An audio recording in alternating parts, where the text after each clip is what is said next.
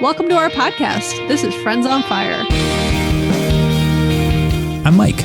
I'm a lifelong devotee of financial independence. I even wrote a book about it. And I'm Maggie, a newer convert, but just as passionate, especially on the intersection of minimalism and financial independence. We're one and the same. We are two like-minded friends who believe that talking about money with your friends and family opens the door to financial well-being. The Friends on Fire podcast is about dispelling myths, building financial acumen, and sharing your financial independence journey with the people you care about. This is Friends on Fire. Hey, Maggie. Hey, Mike. How are you? Well, I was going to start with welcome to the final Friends on Fire podcast episode.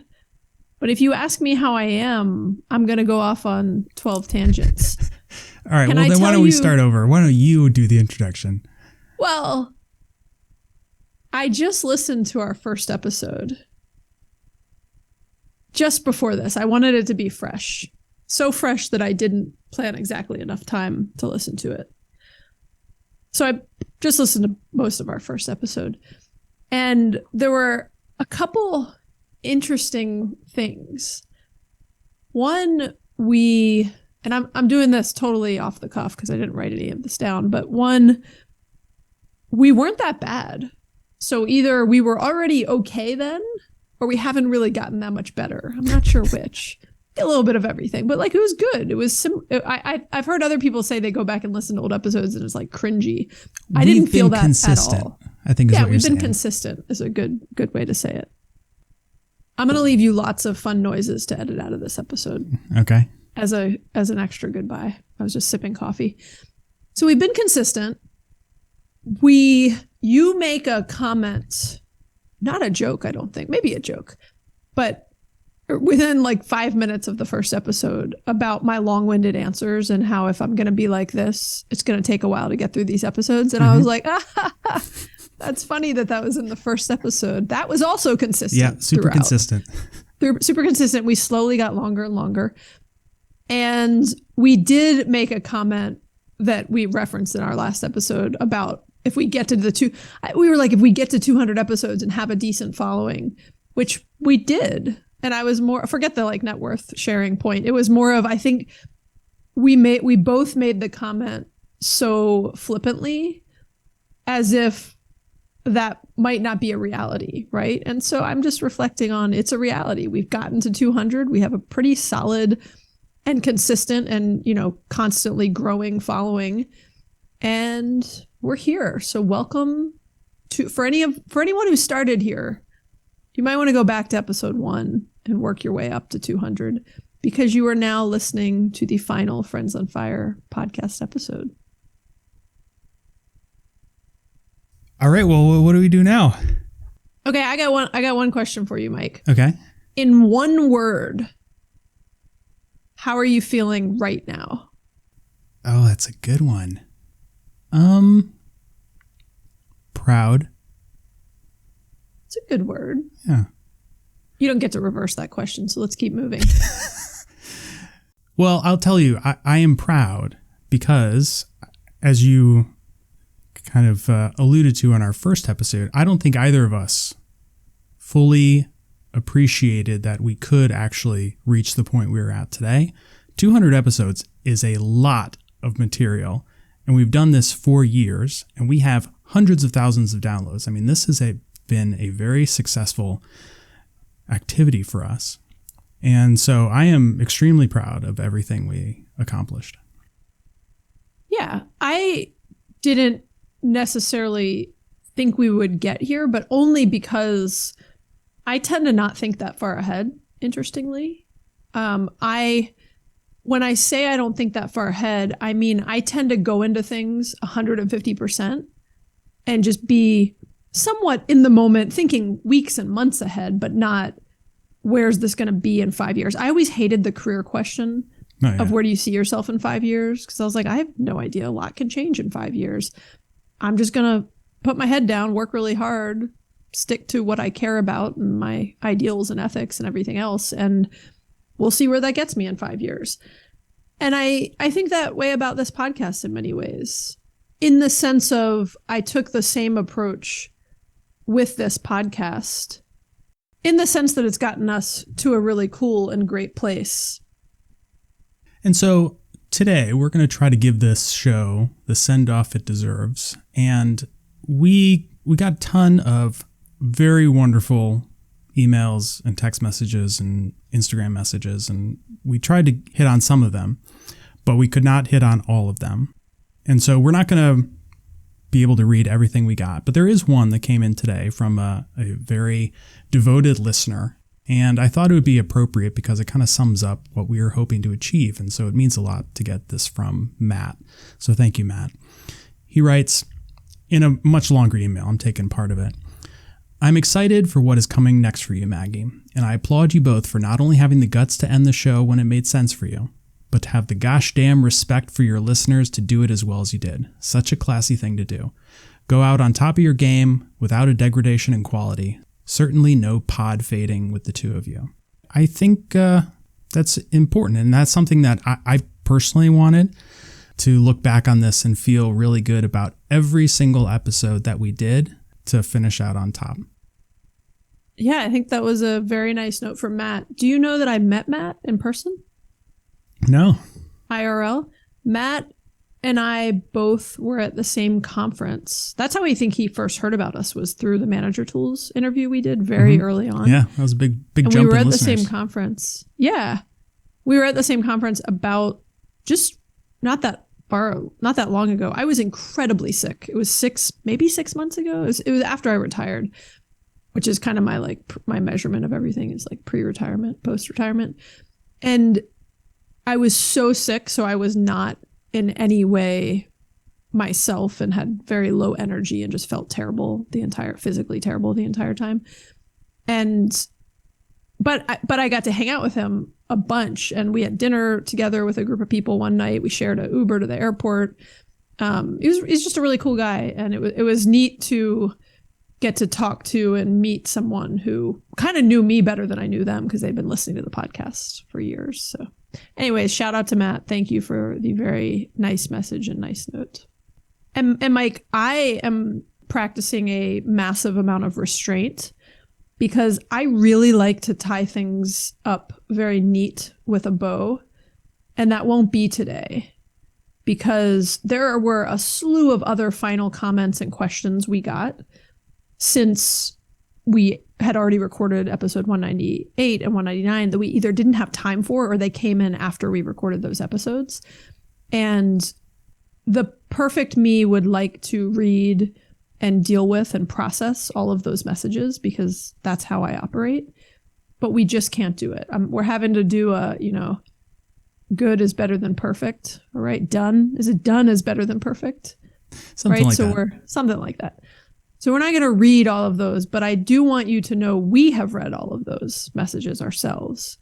And we appreciate everyone taking the time to share them and send us a quick note, tell us what this has meant to them, etc. And just thank you for taking the time to send us a comment. And if you send us a question, I'm sorry we haven't gotten to it. We tried to get to as many of them as we could. So Maggie, I think it'd be fun to recap our origin story for everybody. Okay, I was born in 1980. No, not that far back. The podcast.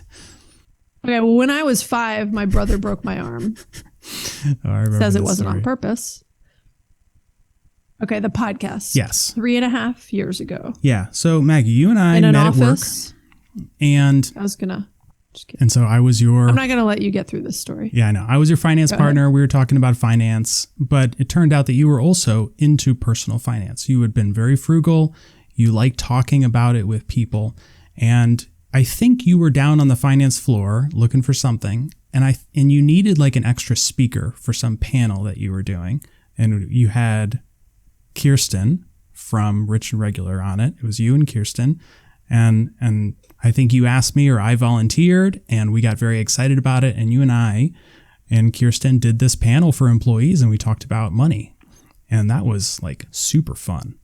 I didn't even remember that panel was the first kind of, I mean, I'm sure we talked, but realization that this was something that like you would really enjoy doing, and I also enjoy doing. And so after that, I suggested to you that we just do something together, some project, some business, because I could tell that we worked well together, we were like-minded, we were interested in the same things. And so we tossed around a bunch of ideas and somehow, for some reason, settled on a podcast. I don't know why. It turned out to be a good idea, but of all the things that we could have done, we picked this. And I think it was the right decision. Of all the types of projects or businesses we could have done together, this one, I think, gave us the most longevity. I can't remember what, but you had an idea for something else. And I was like, no, I don't want to do it. I really want to do a podcast. I was like very hung up on doing a podcast. I don't remember why and what. I might have suggested starting a business because I also like making money. Yeah. It's funny. I have a bad memory for most things. Oddly, a really good memory for like work related things, like conversations around a project or something like that. But on personal things, I always have a very loose memory. Like I remember things high level. One thing I do remember is when I would frequently text you having a question about something, the very early on I would text you and you would say, is it work or personal related? And I remember at first being like, oh, I mean, Mike's a pretty serious guy. Maybe he's very much like, oh, if it's not work related, we can't talk about it during work, quote, work hours. And then I realized it was the opposite. You were like, if I had a detailed work finance question, you were like, I don't want to deal with you right now. I'm busy. But if it's a personal question, you'd pop up to my office in 30 seconds. Yeah, because I would consider it like a break. And if you wanted to ask me a business question, be like, fall into line, lady. I got other stuff to worry about. But if you wanted to talk about your taxes, I'd be like, coming right up. Let me cancel this meeting. It was like taking a smoke break. Neither one of us smoked, but we took frequent finance breaks. A good comparison. To discuss things. And, work would get mixed into it. And so started this podcast and we were off to like a pretty rapid start, I thought. But what really changed things for us... Wait, Mike. What? Before you get into that. Okay. What was the paint color in the room we first recorded in? Pink. Do you remember? It was like bubblegum pink. It was one of my kids' old paint color choice rooms. Yeah, really got the creative juices flowing. It was a big like juxtaposition against our green and orange logo and Friends on Fire. And I have some pictures of us recording in those early days in the pink room. So we were at your house and we would record like 4 episodes at a time. And this was when we weren't, you made the comment earlier that we sounded pretty similar. And I think our type of delivery has sounded the same, but like the way we approach shows has changed a lot. And we have gotten much better at doing things off the cuff. And I think we've gotten much better at understanding where each of us are going with our thoughts. So when we would do a 30-minute show, it would take us a long time to prep and to get through that. And so I would go over to your house and I'd be over there for like 6 hours recording 4 30-minute shows. And honestly, if COVID hadn't happened, I'm not sure we would have made it this far because the commitment, the time commitment, the effort to go do this live was like really large. Well, what's funny is we just assumed we needed to do it live at the time. Yeah, it was weird. Like everybody going to the office, like, of course you need to go to the office. How else would you do work, Yeah, it's actually easier for both of us to record via Zoom. And ironically, like I've recorded episodes with Greg where I'm like, I need you to go to another room and get on Zoom because the quality is hard when you're in the same room with somebody with the type of equipment we have, at least. But if you don't have like a professional studio set up. And so it's ironic but I agree, we would not, it would have been a lot harder to, it's just the logistics of we can do an episode a week. We don't have to batch them as much when we're doing it via Zoom. And so, yeah, it is funny how much COVID probably changed the logistics, but to your point, also increased the trajectory of it, making it easy, quote, easy enough for us to keep doing and build into our lives as a weekly show. And Mike, speaking of that, you mentioned something that you didn't really have the stats on at your fingertip a few episodes ago. I think when we announced that this was ending, about something about us being 78 in dog years or something. In podcast years, not in dog years. Oh, in podcast years. And I actually promised you I would look up the real stats, and I found them from multiple sources. All right, hit me. The average podcast lifespan, this is via one source, is 174 days. So we made it 1,333 days. Wow. So that's 600 is a weird number because I don't like the number 666, but it's 666% longer than the average podcast. And 12% of podcasts have only published a single episode. So they launched that puppy and then we're like, it's too much never work. mind. Yeah, I changed my mind. It is really easy to launch a podcast these days, so I'm not shocked by those stats. There's a 50% chance that your podcast is going to pod fade, as they call it, which Matt actually used that word. I've never heard that term. I had never heard that term either. So Matt, you're up on the podcast lingo. And so 50% of them pod fade, which is like just kind of disappear, not even a goodbye exactly, which I think is where the term came from, because it's different if you just end it and say, hey, I tried this. Yeah, 10 it's a episodes in, finale see you in later. that case. Yes. And there are more than 500,000 podcasts churned out yearly, but only 20% of them survive. Wow. And then also Buzzsprout did a study in which they revealed the top 1% of podcasts get an average of 3,994 downloads in the first 7 days of release. And then it kind of goes down from there. Top 5% of podcasts are getting about 800 downloads a week. The top 10% of podcasts are getting about 330 downloads a week. The top 25% of podcasts are getting about 93 downloads a week. The top 50% of podcasts get more than 30 downloads. So Mike, in our very first week, we got about 500 downloads. And that put us immediately in the top 10% of podcasts, which is pretty cool. That's awesome. And then we continued to grow from there to where, based on those stats, now we're in the top 1% of podcasts. Yeah, which is incredible. So let's share some Friends on Fire stats. All right. So we did this for 3.5 years, 200 episodes, approximately 10,000 minutes or 166 hours of podcasting material. How many seconds is that? I don't know. 219 ratings. Thank you very much for everybody who took the time to do that, with an average rating of 4.8 stars. And here's some of my favorite stats. We had 400,000 downloads, which is incredible. And Maggie, you and I frequently talked offline about how if we had 50 people show up to a talk at work, that would be important for us. We felt like it would be worth our time. Exactly. Be worth our time. And so 400,000 downloads, it took us 21 weeks to hit 10,000 downloads. By 95 weeks, we had hit 100,000 downloads. And then it only took us 32 more weeks to hit another 100,000. It took us another 24 weeks to hit another 100,000. And then our last 100,000, we actually slowed down just a little bit and took us 27 weeks on top of that to hit 400,000 downloads.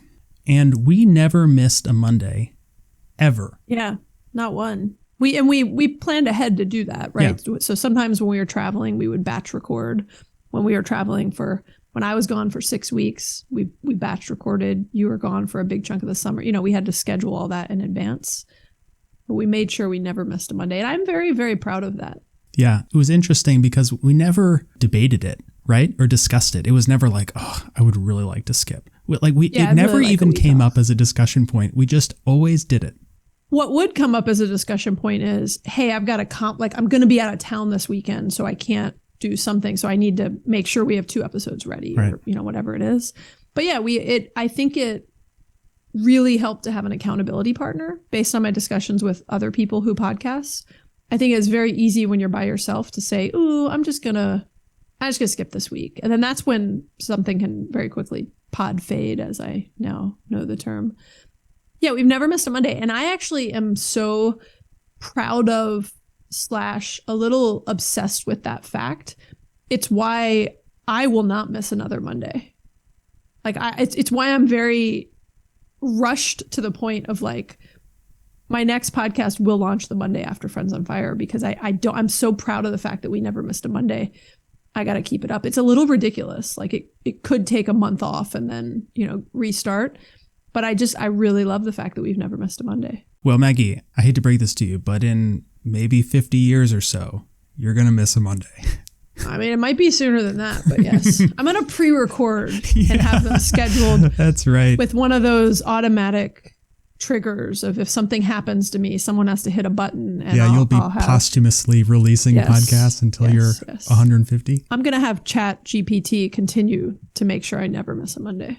Okay. Also, another fun fact, Mike, 80% of our listeners are in the US, 20% are international, which is pretty cool. That is cool.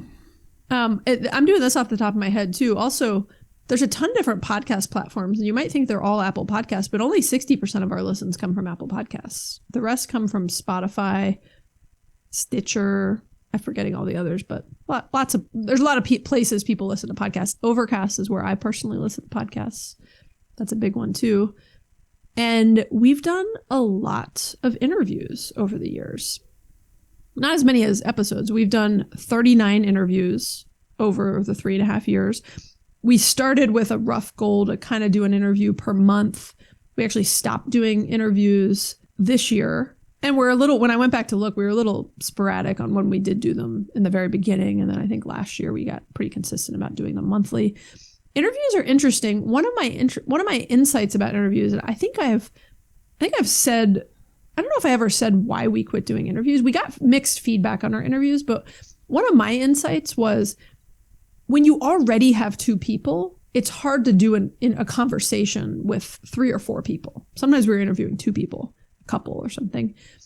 And it's a lot, when you're talking to yourself on a podcast, it's a lot easier and more enjoyable to pull in an interview than when you already have 2 people with a good dynamic and a lot to talk about. And so that's just one of my observations. I love doing our interviews, though. It, to me, was a fun excuse to talk to like-minded people. It was super critical on my path to early retirement. We would have conversations during and then often after the recording. Sometimes Mike would just have to drop off and be like, I got to go. Oftentimes it would be like late and Mike's like, I'm going to bed. And I'm like, cool. And I would keep talking to someone. But those conversations were really important to me personally because I was struggling with how and when and if to leave my job. And it was really helpful to talk to people who had left their jobs and were happy on the flip side and had interesting advice and thoughts about it. So a huge thank you to everyone who spent time with us. An interview definitely gives us a unique kind of thing and reason to connect with someone. And so thank you to the 39 plus someones we connected with, because some of those were couples. So Maggie, one of the things that I thought we would go through is our top picks. So while we're talking about interviews, what was your favorite interview? So it's really hard to choose. This is like choosing a favorite child. All right, here's a softball then. You can pick 3 because I have picked 3. It's funny you say you can pick 3 because I'm actually going to pick 1, but we interviewed this person 3 times. So it was the only person we had. I think we had the Pioneers come on twice. And then we had Joel O'Leary come on 3 times in episode 37, 61, and 122. But I would like to just preface this answer with it's very hard for me to choose because I have a lot of great memories from one of our very first interviews, the Retired Toddlers, who, by the way, sent us such a nice note. I should read that one. But from the Retired Toddlers to Purple Life to Rich and Regular. But Joel O'Leary is someone who we brought on again. He came back to where he was on the show for 3 times. But he's just someone who I just really appreciate and value and struck up a friendship with and enjoyed talking to him. So that he might be my favorite. All right. I had to choose, but look, no. Hey, I love them all. This is progress. You've narrowed it down to 1. I'm very impressed. I thought you were going to list 10. I know. What are your top 3? I'm excited. All right. So I have them for different reasons. The most enjoyable interview was also Joel. No relation to me, by the way. He's Australian, not the same O'Leary's, maybe like 10 generations ago. But definitely the most enjoyable, which is why we had kept having him come back. The most special was talking to my dad and Mark Sullivan. I was just going to say your dad, yeah. Because, they were the original Friends on Fire. It was nice to talk to them. in a way that I knew all the stories but hadn't heard it from them at the same time. So that was like a very special moment for me. We had them on twice, 2 of our most popular episodes ever.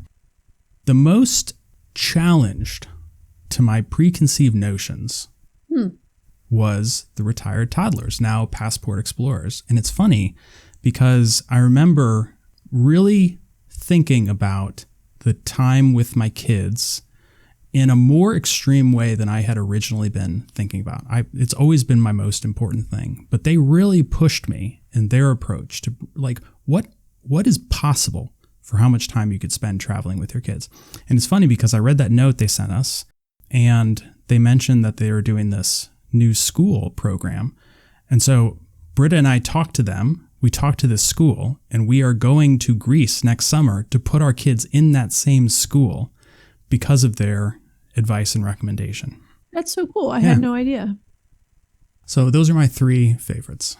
That's a good one. And one of many examples where the conversations that we have with people can be so much more meaningful than they seem on the surface, right? They can really leave. And that's why I say about there's people who I had conversations with about leaving my job. And every one of those was like another nudge to say, like, don't be afraid. You can do this. I've done it and I'm happier on the other side. And those conversations meant a lot. And I should have mentioned your dad and Mark, because those conversations also meant a lot. And we're just really cool to talk to people giving us advice who had been through this, but that were also 40 years ahead of us in terms of wisdom and insight in the world. All right, so let's move on to our favorite episodes. What was your favorite episode, Mike? I have 4 favorite episodes for different reasons. Okay, bring them on. All right. The 2 episodes that I enjoyed the most because they are so critical to the way that I think about money and life, and so what I'm most passionate about, were episodes 103, Spending More Time with Your Kids, A Case for Fire, and number 95, How to Stop Caring What People Think and Start Living. And these are ones that I will send to people when they're like, well, here's my problem, here's what I want to do, and I'll send them 10 episodes. It's like, it always includes these 2 because I think it is so critical to people finding happiness in their life. I think the most fun episode I had was 157, Live from Europe, Summer Adventures with Friends on Fire. So we were sitting outside, we were overlooking the Alps, we were drinking beer, you, me, Greg, Britta. That was really fun. That was a fun episode. And then my other favorite episode, I think, was number 50. Maggie Wants a New Car and Mike Stages an Intervention, just because it was so unique. And I was very proud of the way that I constructed my arguments and walked you through the steps of thinking about how to purchase a new car, and then you bought it anyway. And I always think back to that, and it was just kind of like a fun, Mike and Maggie type episode. Yeah. Those are really interesting. Thanks for sharing, Mike. I honestly cannot name one. There's just too many, and I'm going to take a pass. We've done a lot. Yeah. You can name 4 if you'd like, or 5. I'm going to take a pass. I can't even name 4. I'm going to name our top 10 episodes according to you all. Okay? And this is most downloaded episodes over the past 3.5 years. And I will say, Mike, on the car episode, prior to me announcing my retirement, the car episode was one of our top 10 episodes. Mm-hmm. It was right up in the top 5. And then apparently a lot of people want to leave their jobs. Not surprising. And once I announced my retirement, that series became fairly popular. Okay, so I'm going to go through top 10 episodes according to you all based on the data. Number 149, Maggie and Greg's last week of work and first week of retirement. Number 2, episode 138, How a Family of 5 Can Afford to Retire at 41 and 43.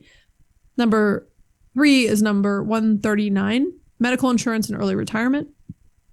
Number 4 is number 163, How to Get Started Towards Financial Freedom. I like those. A lot of those intro topic episodes were very popular. Number 5 was episode number 154, 6 Weeks into Early Retirement, Untethered and Finding Margin with Maggie and Greg. Number 6 was episode 141, Exiting Corporate America Advice from the OG Early Retirees, part 5 of 5. That was your dad and Mark coming back on for the second time. So I'm excited that your dad made the top 10 list. But I think I miscounted these at some point. Doesn't matter. The next one was episode 162, why you never have enough time or money and how to fix it. I really like that one. I think that was one of your ideas, Mike. Next one was episode number 158, control your lifestyle to find financial freedom. And then the next one was episode number 155, the keys to a full life with that science couple. That's an interesting list. Yeah. And you like how I just passed the I just can't name my favorite children. Mm-hmm. So I will let you guys name your favorite children based on the data. So let's get into some more favorite memories, if you don't mind, Maggie. Sure. Before we do that, Mike. Okay. I need you to take a 30-second hiatus. All right. Open Instagram. And did you see the reel I made right before this episode aired? I forgot to post it in a story, so you might have missed it. But it's there now. You'll see it. It'll only take you 20 seconds. Oh, so many pictures of us. It's a quick and short one, but I thought you would appreciate some quick photos of us from over the years. That's really sweet. Thank you, Maggie. And I also wanted to, I wasn't fishing for a compliment. I just wanted you to have those memories as you started to share some of your other things you're about to go through. All right. So where should we begin? Favorite memory of each other? Or we should save that for later. Well, I don't know. You wherever you want to begin. All right. As I was reflecting on this, I was thinking about the ways that we have changed while doing this show, even though we sound the same. I think we have both undergone a lot of change. And when I look back on your financial journey, and when we first met, you were asking me tax advice, right? That was the first thing that we started doing, is talking about money. I was I was why are my taxes so high? And if I try to pinpoint where you made the biggest leap in your net worth journey, it was also the kind of the boldest move before retiring, actually, to overcome a lot of the stuff that you had kind of struggled with, like your bag lady syndrome.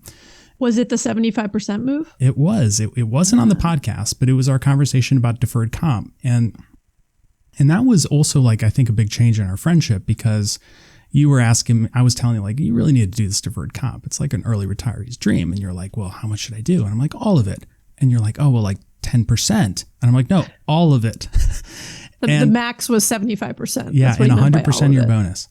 And then also in conjunction with that, we discussed putting it in a more aggressive high growth index fund. And you did both of those things. And it was overcoming a lot of the fear. Yeah, the fear and cautiousness you had around investing. And so that was a big, I think, moment for you. But also the timing worked out well, because that was right before the COVID crash. And so when the market tanked, you were pouring a ton of money into stuff that rebounded dramatically. And so not only emotionally was that a big change for you, but you also made a lot of money. But it was also a point in which I think I realized that, we had a lot of trust between us, because this was I was asking you to do something pretty big, pretty different than what you'd been doing. And you did it, and it worked out well for you. And that kind of set the stage for a lot of the decisions you made down the road. Well, if you recall, it started with you telling Greg he was spending too much on his cell phone bill. That's right. That was a baby step. And then that was the baby step. And then you quickly escalated to and put 75% of your salary, which, keep in mind, 75% of my salary, when you then include what goes to 401k, I literally did not get a paycheck. I would get $50 sometimes. I think it was negative sometimes based on what was happening with different taxes throughout the year.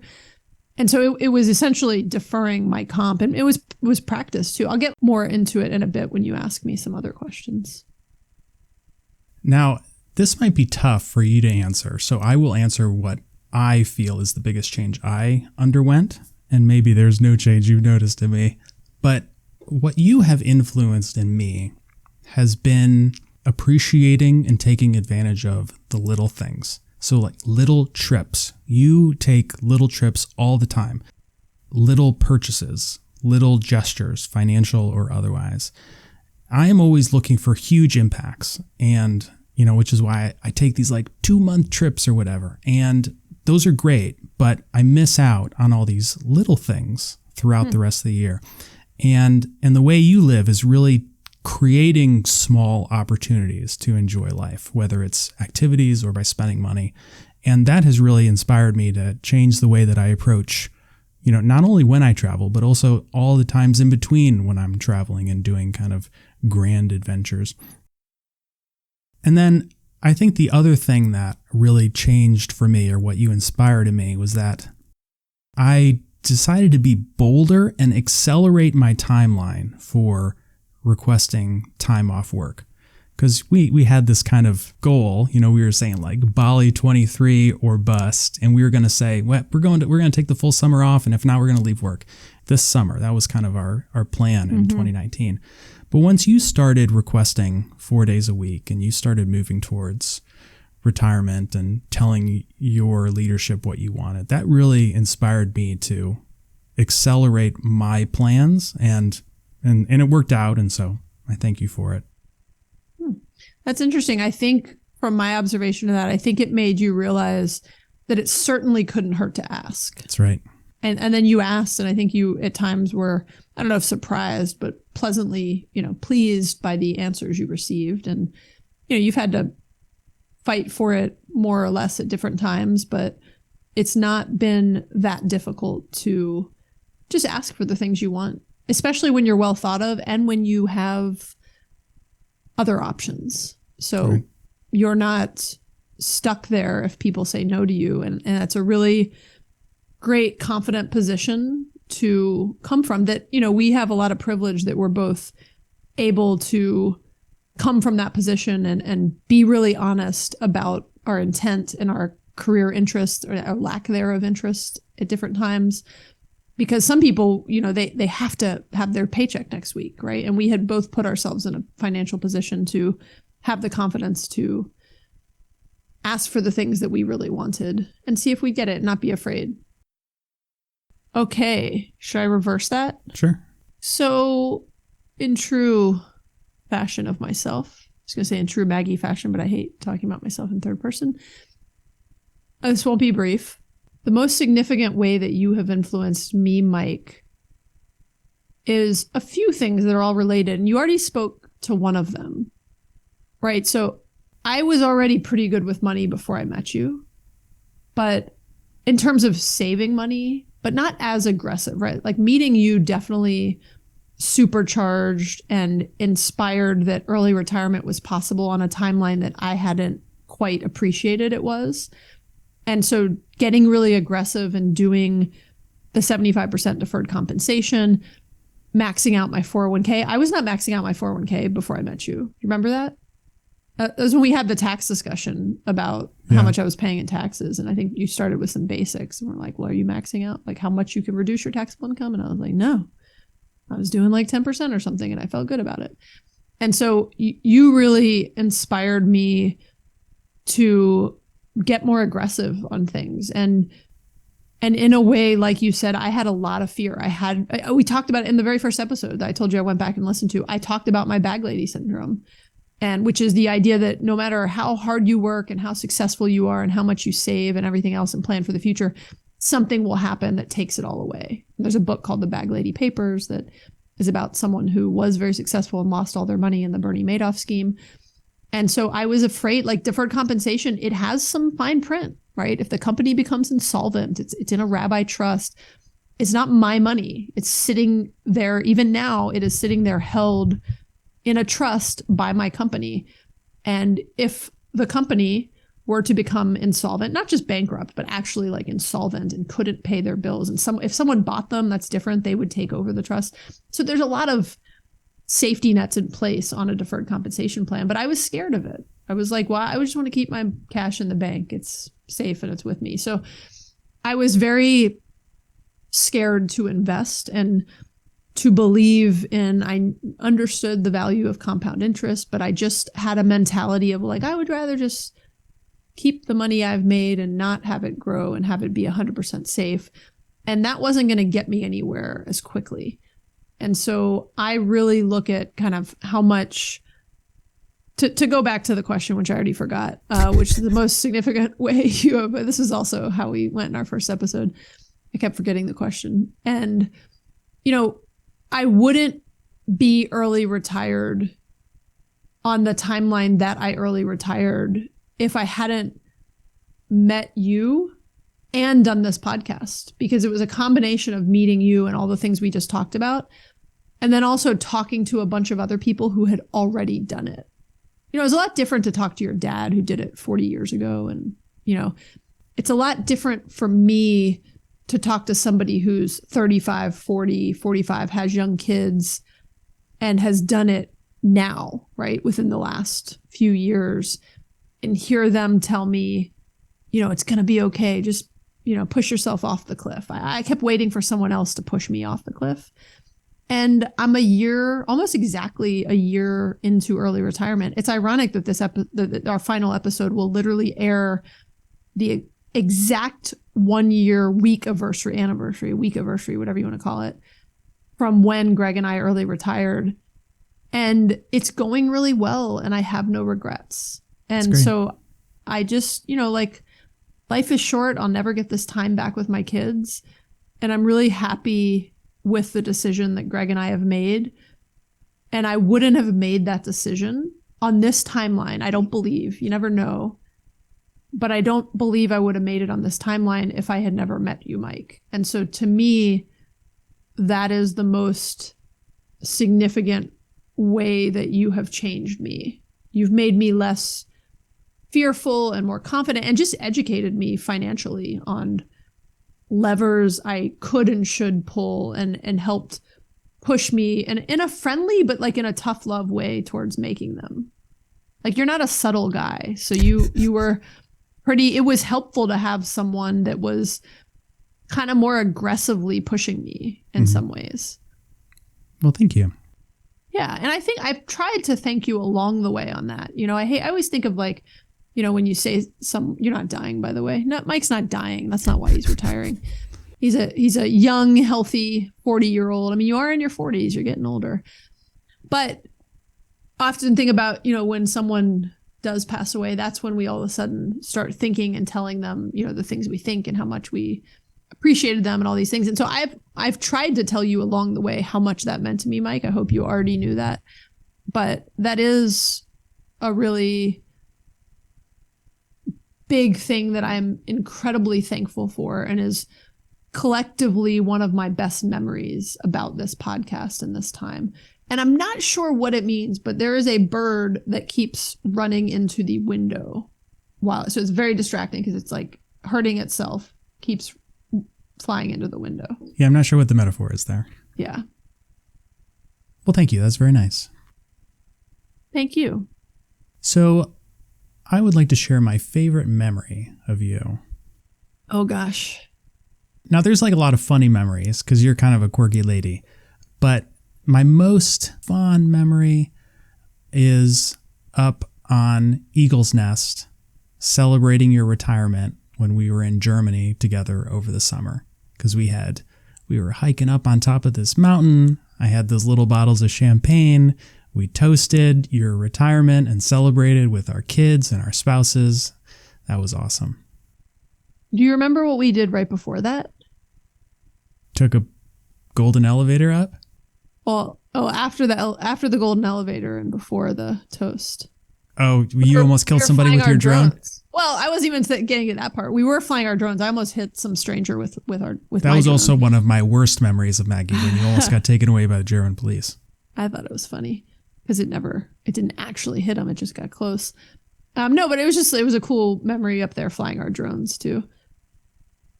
I'm not going to let you go first on these anymore, Mike, because that was a memory I was going to share, but oh well. Well, I think it's nice that we both have the same fond memories of each other. That literally is what I wrote down as my favorite memory of you, was you going to the trouble to surprise me and Karen. We were hiking. We had a lot of crap because we had all our kids and stuff. So we already have to carry around snacks and water and, all this stuff. and you had 2 little bottles of champagne and little sippy cups. And apparently you had them with you the day before. That's but right. we didn't have time on that hike. And so then you did it the next day, which I think turned out to be a cool day. But you toasting Greg and I's early retirement as a surprise up on Eagle's Nest in Germany. And it was a really cool memory. And it was related to what I was just talking about, which is, the role that you had in our journey and in a very pivotal moment in our lives that I think will continue to influence how we live our lives and the memories we have with our children and our levels of happiness with each other and with our lives and in the world and the influence we can have on the world. All these things are, there's these moments you look back upon. And for me, early retirement was a big moment, and you toasting it up there was, a very meaningful and thoughtful moment. And that was my favorite memory. So you also don't get to go first anymore. That was also a memory of something you did. What about your favorite memory of me? Is it hitting the guy with the drone? Yeah, it's almost killing the guy with the drone. Oh, okay. I almost hit Greg in the face with my drone once too. Actually, I think I might have nicked him a little bit or something. There's a really good video that I have of him duck, like a Matrix style backwards duck to not get hit in the face during what was supposed to be a family photo. Okay. Mike, I got a couple questions for you because we're in very different positions of I'm going to keep podcasting and you're going to not. So in the spirit of you no longer doing this podcast or podcasting, this bird has got to stop. I think maybe this bird wants to be on my new podcast, perhaps. Little dude's sitting there and then just keeps going into the window. Okay. Mike, what will you miss the most about this podcast specifically and the experience of podcasting weekly? Well, I will miss doing something hard.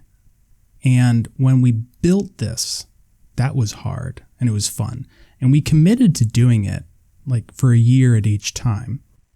And by the time we got to 2022, our third year, we had really hit our stride and it ceased to become something hard. Now, it was still fun. There was a lot of reward from it. But for me, looking back on the challenge of building something new together, that's really what I'm going to miss the most. That was what meant the most to me. Okay. And I should have called this Mike's Minute on the Mic, by the way, because that's what it is. All right.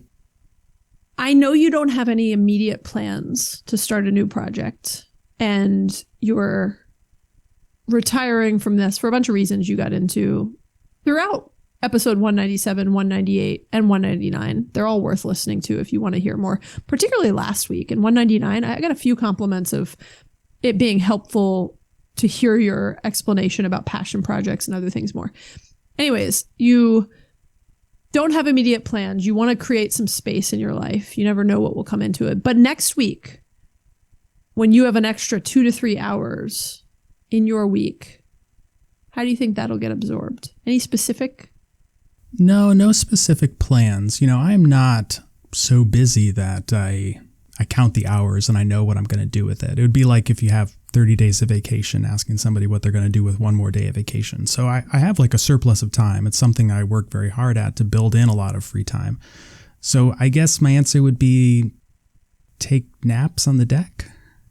It is fascinating to me that you're the one that's still working and that's your answer. And if you asked me what I would do with an extra 2 to 3 hours in my week next week, I would name 5 things that I don't have time to do this week that I would be. And I'm the one that doesn't have a job, a paid job at least. It is fascinating the different structure or even ideals. I don't know if ideals is the right word, but design for how our lives are set up. So Maggie, even though I'm not doing a podcast, you are continuing with a new podcast, and I think you are ready to share the name of that. Is that right? I am. All right, let's hear it. I think I am. That was an I am. Money Mamas with Maggie. Oh, that's a good question, actually, hold on a second. So I've been pretty quietly and secretly working on this new podcast since about 3 hours after I received your email, Mike. Maybe, I don't know, maybe 10 minutes after. And what would you name a new podcast that I was doing? You just named it. Context, a financial journey. You're not far off, actually. Did you say Money Mamas with Maggie? A lot of people have sent various thoughts and names, everything from why wouldn't you just continue with Friends on Fire to, which I think we've gotten into, to things like Money with Maggie. And I don't like my name being in the name. I will say, just to piggyback on my point earlier about like, I am a little, obsessed is the wrong word. I like consistency and rhythm and symmetry, and I don't want to miss a beat. So this new podcast will launch the week after this episode airs. So this will air May 8th. Is that right? This new one will launch May 15th. I'm really building out the suspense of it. Mike doesn't even know the name yet. I don't. Though I was kind of waiting for you to throw out a name, and then I was like, okay, let's call it that. So my new podcast, it's called Inside Out Money, and it is focused on redefining wealth from the inside out. I believe if you want to improve anything about your life, you got to start on the inside and then work on the outside after that. And there's a really awesome quote from Morgan Housel that is, financial success is not a hard science, it's a soft skill, where how you behave is more important than what you know. And I really believe that this is not about the math, it's about your mind. And it's going to focus on things from that angle. So it's a financial podcast. It'll still focus on a lot of tactical financial stuff. I think the most interesting part is it will be a rotating set of co-hosts. And I've really enjoyed the friendship part of it, Mike. And we talk about it all the time, like talking to someone else. The whole point of Friends on Fire is talking to other people about money. I don't want to talk to myself about money. I don't want to, no disrespect to anyone who has a podcast where it's just them on it, but that's just not appealing to me. It's not fun. It doesn't give me what I'm looking for at this point in my early retired life. And I'm excited because this will give me an opportunity to talk to many different people on a regular basis, which I'll get more into as it's introduced. But I'll leave it at that because we really want this episode to be focused on Friends on Fire and our 200th episode and so many reflections to talk about and reflect upon. Can't think of the right verb other than just repeating the word. But yeah, that's it. You'll hear more on social media, and I'm sure I'll put a link in the show notes to the trailer for the new Inside Out Money podcast. Sounds great. What do you think, Mike? You're hearing it for the first time. I know. I like the name. Yeah? Yeah. Just keep in context, a financial journey on the, in your back pocket. I will. I'll keep it as my backup. Oh, and then sometime over a beer, I'll tell you all the other names that I got very close on that were not chosen. Okay. Should we talk about our most rewarding part of the podcast? I think we should. And so that I don't give the answer you're planning to give, why don't you go first? Well, also, just to be clear, you're letting me go first because you've prepared something, which you teased in the last episode. Mm-hmm. So I feel a lot of pressure to get this right. I'm just kidding because there's no right or wrong here. But I will say in complete transparency and honesty and context, if you will, before I share my most rewarding part of the podcast, I will tell you, it's tough because I'm really sad about Friends on Fire ending, but also this isn't ending, right? The work is still out there. Our library of resources will remain. Friends on Fire is still a thing that Mike and I built that we are both, I was going to say I'm incredibly proud of, but I know for a fact we're both incredibly proud of it. And before I get to some of my top of mind thoughts on the most rewarding part of this podcast, I just want to preface it with saying it's really hard because I'd been through this recently in leaving a company just a year ago, and not just a company, but like a long career with a company. And the good and bad of it is you're so distracted and busy wrapping things up that you don't have time to feel as much. And I feel like that right now about Friends on Fire. I am so distracted by, I don't know if distracted is the right word, preoccupied, whatever, busy with thinking about launching a new podcast because I'm so proud of our Never Missed a Monday. I don't want to miss a Monday. And I like doing things good and right as best as I can, that I haven't had as much time to mourn Friends on Fire, if you will, which is probably a good thing in many. That's why I say it's a good and bad thing. Like I'll have more time to reflect in the coming weeks because I've been so busy doing things for launch. Had this been over a longer period of time, I would have not been kind of so just trying to compress a lot of things within a short period of time. And so my point is I've been too busy to reflect as much as I perhaps would like to in a perfect world. And this is my dog ate my homework excuse, right? Of Mike alluded last week that he had something prepared for me. And I was like, oh my gosh, I'm just trying to get this new podcast up and running. And I don't have time for most things. And I'm really backed up on a lot of volunteer stuff that I'm doing. But anyways, so all that was context to me sharing the most rewarding part of this podcast for me, in case you forgot the question, Mike. Some of the things I would have said were all about meeting you, but I met you before the podcast. And all the things I talked about how I probably wouldn't be early retired right now and having this incredible freedom of time that I have with myself and with my husband and with my kids and my family that I have right now if I hadn't met you and if we hadn't done this podcast, Mike. I'm not going to go into detail on that because I already said that. So I don't want to repeat the answer, but that I just want to double click on that because that is one of the most rewarding parts of this podcast for me and one of my favorite memories, as we talked about earlier. But truly the most rewarding part for me that is all related to that is the impact it's had on other people. I know the impact that other people have had on me. And like I said, many of the people we interviewed that were already early retired had a massive impact on my own early retirement journey. So I find it to be a massive privilege that you and I talking about stuff we enjoy talking about every week, Mike, has had an impact on other people. So to me, the most rewarding part of this podcast has been the impact it's had on other people, right? I just talked about the impact it's had on me, but I truly do have a service mindset. I am driven by helping people and it really does make me happy.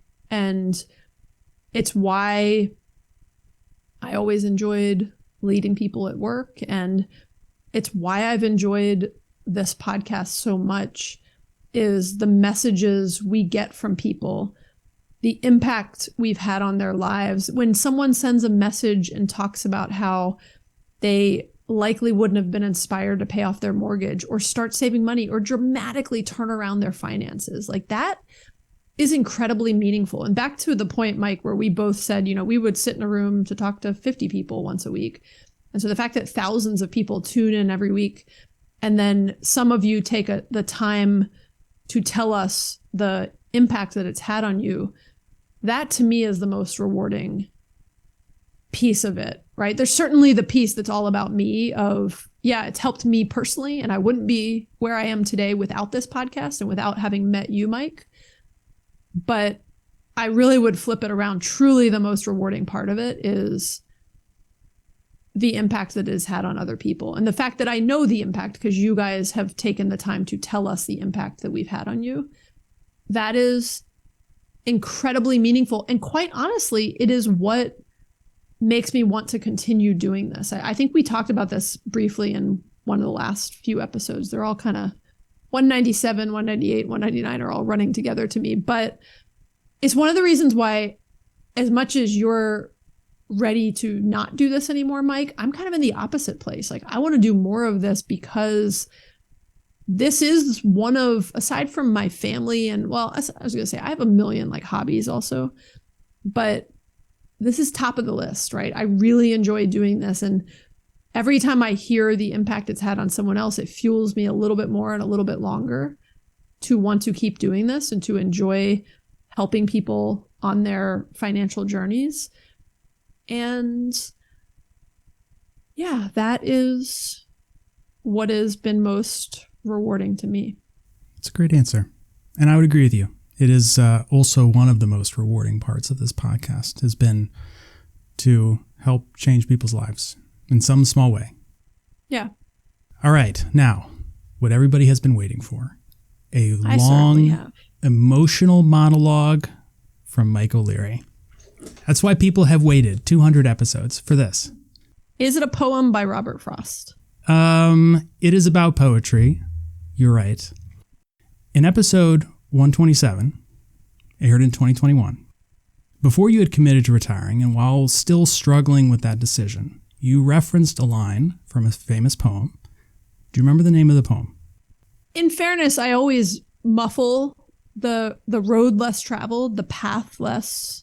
Poor Robert Frost. I always butcher the title of his poem, but it meant a lot to me. I read it for you, and you cried. And You framed it for me after that. if you and it recall. became a very important thing for us. I made that etching and framed it for you. And we turned that poem into a public speaking presentation, which people loved. And on a side note, I hope we can deliver that again in the future. Okay, so let's read the poem. It's a short one.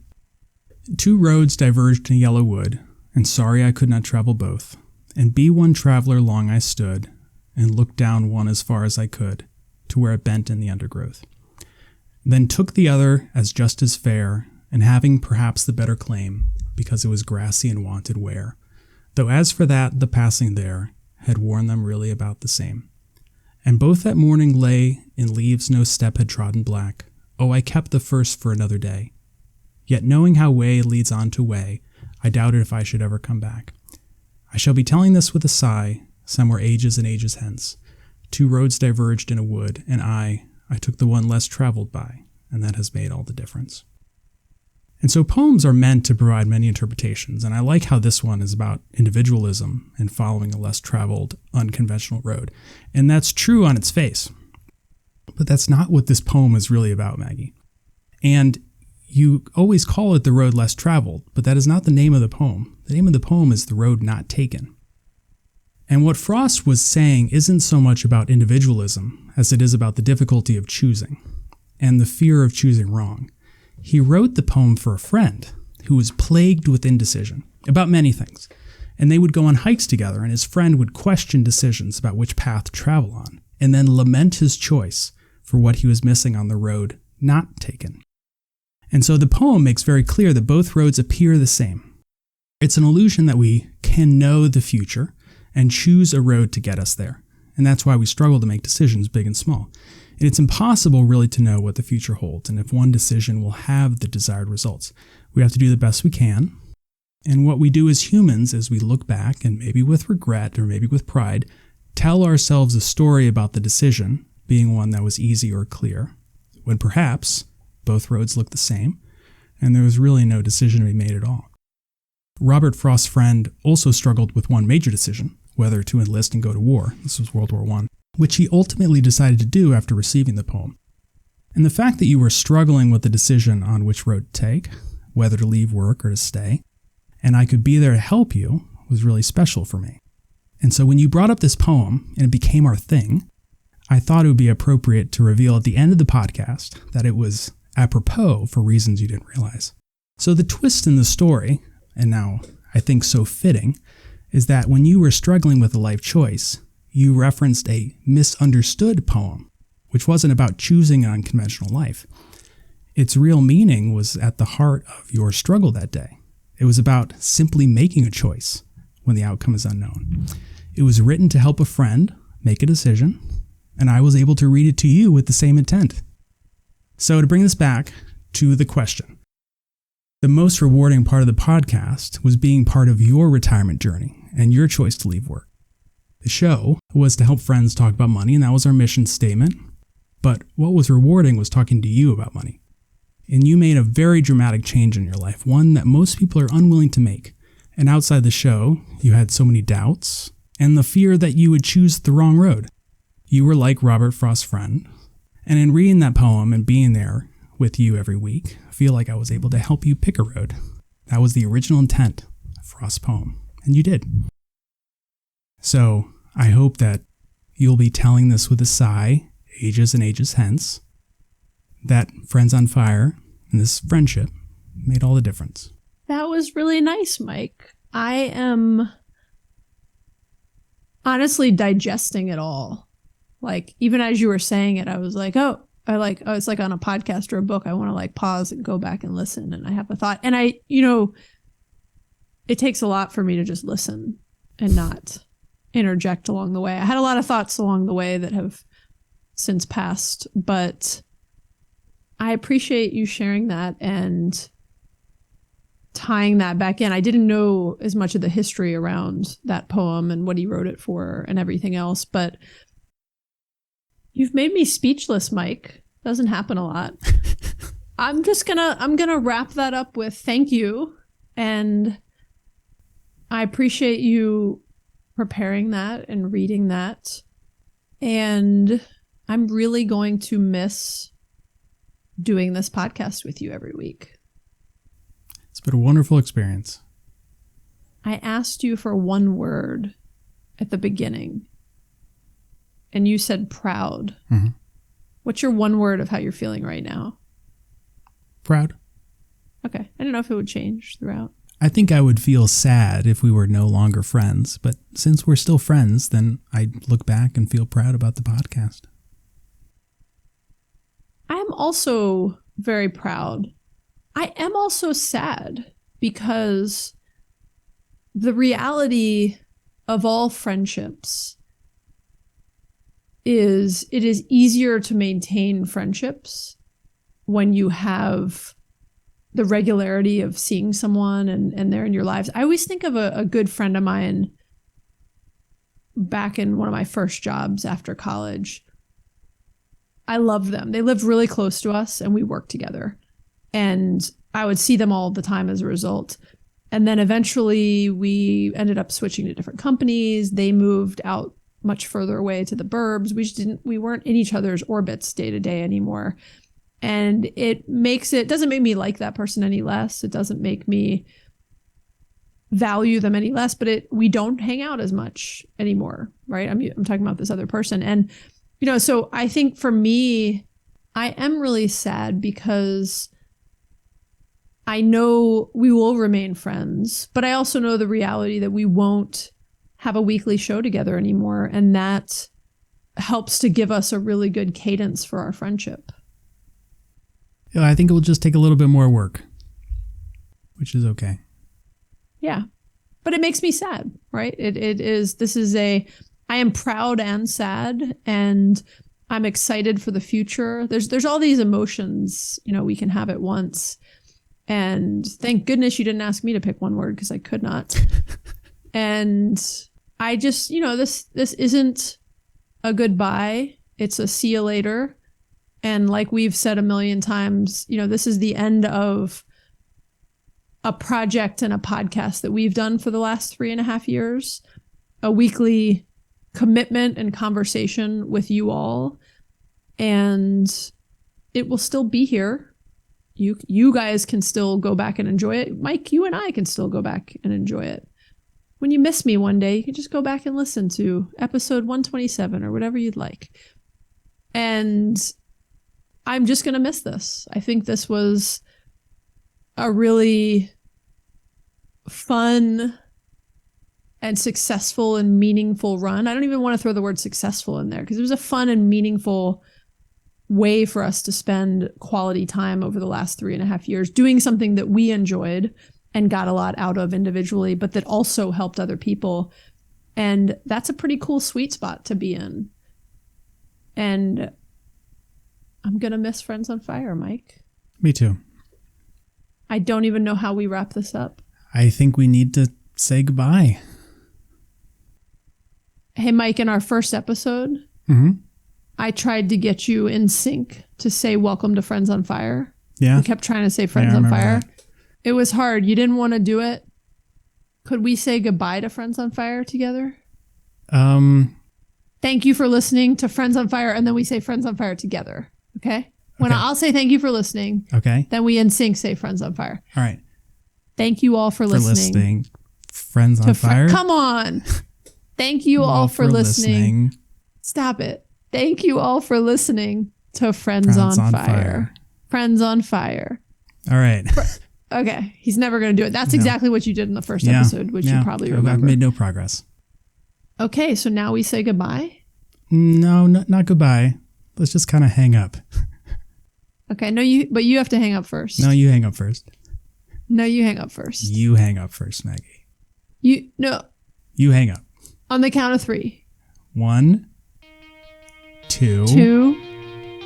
You Three. hang up first. Oh.